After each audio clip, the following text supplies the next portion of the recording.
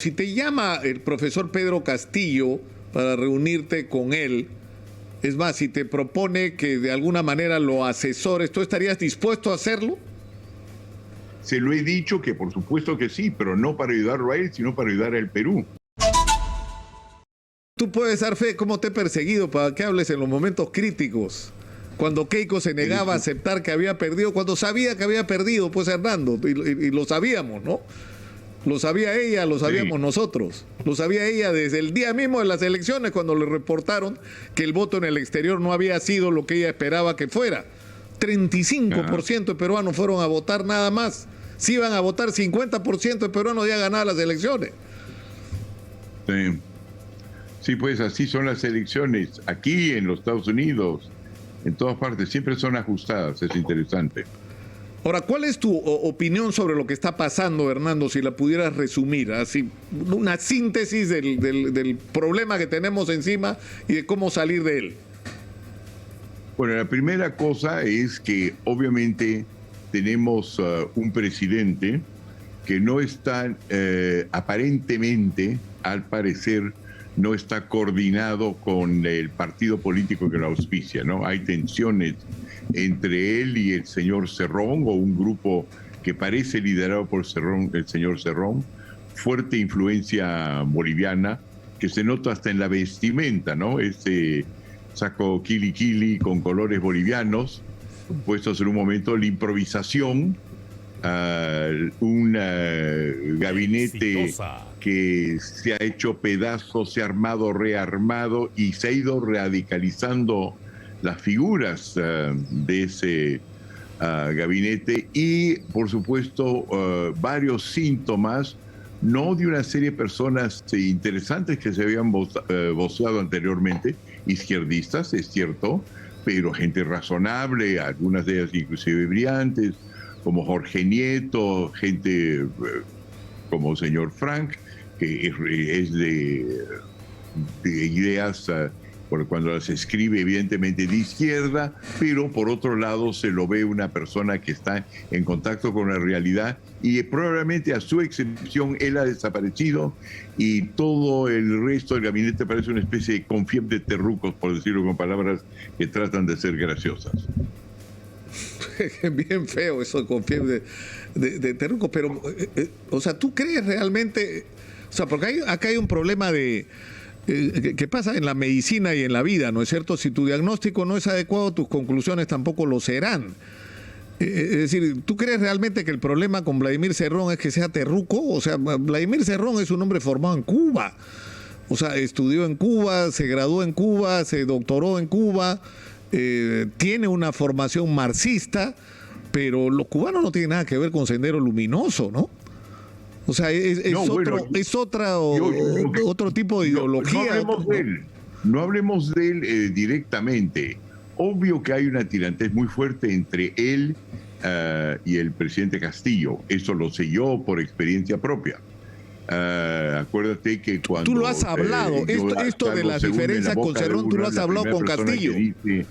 Lo que dice el presidente Castillo es que quiere conversar conmigo y se lo prohíbe el señor Cerrón. He tenido la posibilidad de conversar con él también, que me invitó a conversar y es una persona muy educada, es una persona con muchos conocimientos, pero también es claramente una persona que ha dicho que va a utilizar una técnica, una receta consabida, cuando dice que va a convocar una asamblea constituyente en las condiciones actuales y cuando sus candidatos aparecen y parecen reemplazar a los candidatos que sugiere Castillo y su gente, todos estos tienen un antecedente, o muchos de ellos un antecedente que tiene que ver con Sendero Luminoso. Entonces yo no estoy diciendo que él es Sendero Luminoso, lo que estoy diciendo es que veo mucha gente de Sendero o con antecedentes senderistas pululando por las, o contaminando o dibujando las características de miembros de las de ese grupo. Por otro lado, se ve una serie de acciones que son también muy típicas cuando una minoría gana el poder, ¿no? La convocatoria a fuerzas del orden que son informales, digamos, como los ronderos. Una cosa sería si solamente fueran comités de autodefensa, que sí tienen prerrogativas legales, pero estas no son. Y el primer gran anuncio, en lugar de decir aquí vamos a abrir facilidades de producción en un país donde ha bajado enormemente en los ingresos del Estado, los ingresos de la gente, donde se requiere tener nuevas fuerzas productivas, una de las primeras cosas que van a hacer es cerrar Tía María. Todo eso parece de un libreto, una receta que es la típica que han hecho en varios países los comunistas para llegar al poder. Y uno dice, yo he comenzado a utilizar la palabra sendero porque veo más de eso. Exitosa. Sendero no es una sola. Pero no le estás atribuyendo, Hernando. Homogéneo, pero ahí hay elementos. Sí, pero Hernando, ¿no le estás atribuyendo más trascendencia a Sendero Luminoso, que ese es el partido de Abimael Guzmán y que actúa ahora a través del Movadef? Pero en el caso de Guido Bellido, él tiene abierto un proceso a raíz de una entrevista que le dio a la conductora de Exitosa en Cusco, Carolina Bayona, en un programa de Incavisión, que es un canal de televisión local en Cusco, donde, digamos, no quiso tomar una definición o una postura clara sobre el tema de Sendero Luminoso, donde Carolina le recordó un Twitter donde él había de alguna manera alabado o rendido homenaje a Edith Lagos. O sea, él tiene un proceso por apología a Sendero. Él después se ha rectificado, ¿no? O ha pretendido hacerlo, en todo caso, diciendo que él condena el terrorismo y toda forma de violencia, etcétera. Y en el otro caso, el tema tiene que ver con el BRAEM, ¿no? Que es el supuesto encuentro que él niega, que este congresista, que es una especie de líder en este momento en Perú Libre, que también se apareció en Tía María, dicho sea de paso, él niega haber tenido estos vínculos con la gente de los Quispe Palomino, pero esos son los dos elementos que hay, ¿eh? No es que haya un ex militante de Sendero Luminoso o un miembro del Movadef cumpliendo cargos o asumiendo algún cargo en este momento. Yo creo que eso nos puede llevar a un diagnóstico equívoco de lo que está pasando realmente. Yo lo que veo es la presencia de muchos. En primer lugar, Sendero no solamente es Movadef, ¿no? Sendero Movadef es una organización buena, dedicada a tratar de defender a los suyos, que son las personas que han sido encarceladas o que están siendo perseguidas o que continuamente están siendo supervisadas por el Estado. Eso es uno ahí que quiere tener derechos para votar, pero lo que ocurre es que es una presencia de algunos elementos fuertes. No todo estoy de acuerdo contigo, que no todos los elementos de Sendero Luminoso son necesariamente malos. Yo he tenido, porque nos han buscado, y mi trabajo es investigar, contacto con algunos de ellos que verdaderamente quieren entrar a una vida pacífica, quieren que no tienen problema con minería, con tal que se respete aspectos de la ecología, quieren ayudar a pequeños mineros, y son palabras claves y en muchos casos respetados a lo largo y ancho del país, sobre todo para proyectos de grande infraestructura y proyectos de desarrollo de recursos naturales. Pero lo que nosotros estamos haciendo cuando yo estaba corriendo para la presidencia es que habíamos conversado con ellos, aquellos que se acercaron a nosotros y que dominaban unos lugares donde podían lanzar en el primer año más de $1 billón de proyectos que hubiesen dado enorme empleo e ingresos al país, y la idea era abrir proyectos, avanzar con ellos. Ese es el acuerdo a lo cual habíamos arreglado.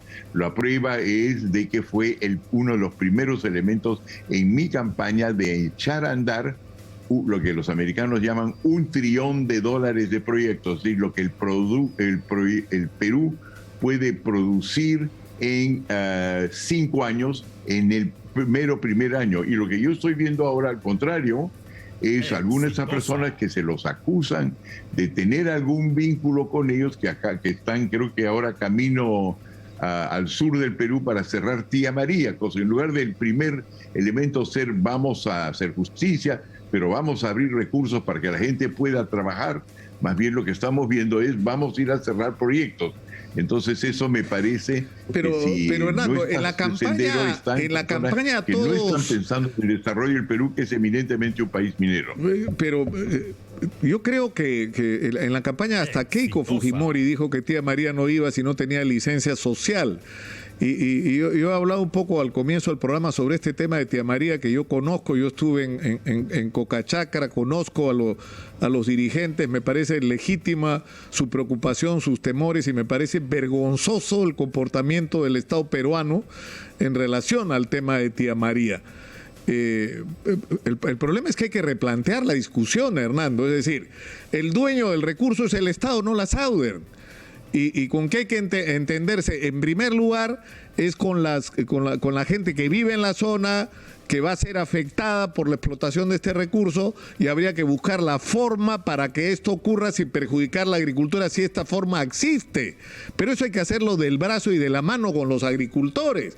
Y ya veremos con qué concesionaria internacional que sea capaz de poner la tecnología se negocia. Pero si no hay un acuerdo entre el Estado, que es el dueño del recurso, y la gente que está parada sobre el mineral, lo que va a ser afectada por la explotación del mismo, no vamos a ningún lado. Por ahí hay que empezar, hay que cambiar el chip, Hernando.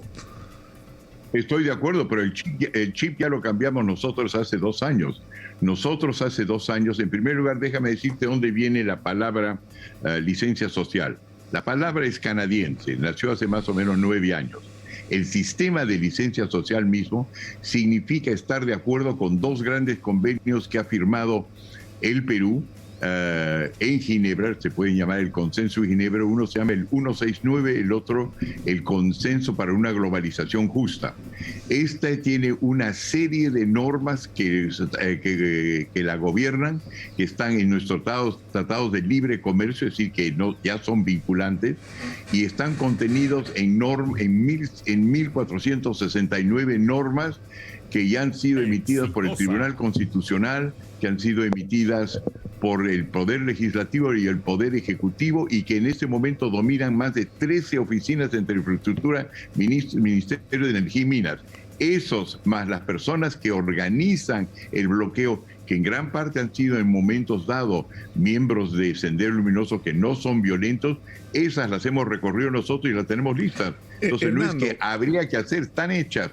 Y esas mismas cosas se las he anunciado en varias oportunidades, tanto al presidente, hasta nuestro presidente actual, como a la gente que lo rodea. Esas normas y el beneplácito de la Organización Internacional, así como los miembros de la Organización Internacional de Trabajo, que me incluyo yo a mí, diseñamos, están listas. Si tú tuvieras frente al profesor Pedro Castillo, solos tú y él, ¿qué le dirías? ¿Qué le recomendarías? ¿Qué le pedirías hacer? Lo mismo que le he recomendado cuando he estado solo con él. En primer lugar, que ha agarrado su programa de gobierno. Su programa de gobierno tiene 30 puntos fundamentales. Esos 30 puntos fundamentales corresponden a 4 estrategias, son suyas, no mías. Estos los puede lograr él inmediatamente sin una asamblea constituyente que tomaría 2 a 3 años armar y producir resultados. Que todos los documentos que él necesita para financiar a los menos favorecidos del país existen, mas no en los registros centrales del país, sino en los registros de jueces de paz, en los registros de notarios, los registros descentralizados y de las cámaras de comercio, cosa que todo lo que él necesita para ver quién es pobre y quién necesita y quién puede producir inmediatamente, los tenemos. Que para probarle que esto es cierto también en la realidad que él conoce, tengo todos los documentos necesarios para indicar cómo se manejan los negocios en Chota, en Conga, en Puno, en Ayacucho, en Braem, en Las Bambas, en Bagua, en Cocaleros y en las áreas donde está Tía María, cosa que no hay cuestión de ir a ciegas ahí. Todo eso está documentado y listo y se lo he ofrecido. Por otro lado, le voy a dar que que hay una serie de tratados internacionales que obviamente su gente de Perú Libre ignora. Tenemos 2 tratados con los Estados Unidos que inclusive protegen a ronderos y a comités de autodefensa. aquellos que protegen a las MIPES y pymes en sectores pobres, que son tanto el TLC hacia adentro como aquellos de regularización justa y aspectos inclusive del consenso de Washington, que él no conoce, y nosotros hemos ofrecido ya hace 3 meses, ya que ganaba las elecciones, dárselos a él para que los pueda implementar. Y no solamente eso, sino hemos visto de qué manera, para que él se sienta cómodo, no es economista, se ponga en contacto con grupos indígenas que están haciendo la misma cosa a través de todas las Américas. Un grupo que está manejado, entre otras cosas, por Pieles Rojas de los Estados Unidos. Finalmente, para que él se dé cuenta que no está solo y que hay experimentos exitosos, hemos puesto una lista que indica qué personas han logrado hacer entender a 2 etnias para salir adelante con una economía de mercado y estarían dispuestos a ayudar. Uno es el señor de Klerk, ex primer ministro de África del Sur. Otro es el presidente de Suiza, que integra 4 sectores étnicos en Suiza. El jefe de las tribus y las primeras naciones de Canadá. El de las naciones también indoamericanas de los Estados Unidos. Y el expresidente de Suiza, del cual todos me han dicho, me han dado luz verde para que en el Perú todo lo que se refiere a las pertenencias y los activos de los peruanos pobres, que hoy día dominan la superficie del país, puedan ser puestos en valor en cualquier bolsa de metales, bolsa de valores del mundo, y de esa manera darles mucho más que los bonos de 700, sin tener que cerrarse amarillas, sin tener y con condiciones que se pueden pero por ejemplo, pero Hernando, en el caso está gobernando como si estas cosas no existen, y sí existen, y no hay necesidad de encerrarnos en una asamblea constituyente. Yo no tengo problema con la Constitución, pero una asamblea que, si va a tener gente como la que él tiene como ministros ahora, no va a poder salir, vamos a estar encerrados con una serie de personas con antecedentes, en algunos casos violentos o comunistas, de los cuales no va a salir nada bueno, porque yo no conozco un país comunista en el mundo que tenga éxito. Ahora, Hernando, si te llama el profesor Pedro Castillo para reunirte con él, es más, si te propone que de alguna manera lo asesores, ¿tú estarías dispuesto a hacerlo?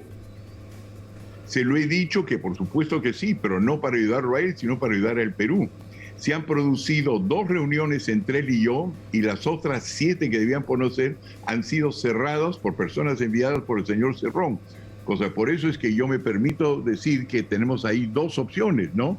Yo veo, y quizás me equivoco, por supuesto, tú sabes, yo no soy un ángel y no soy un visionario, pero yo veo un señor Castillo que está dispuesto a ver otras opciones. La prueba es que de vez en cuando yo te he escuchado hablar de rumores de que podría entrar el señor Nieto, por ejemplo, que parece una persona de primera clase.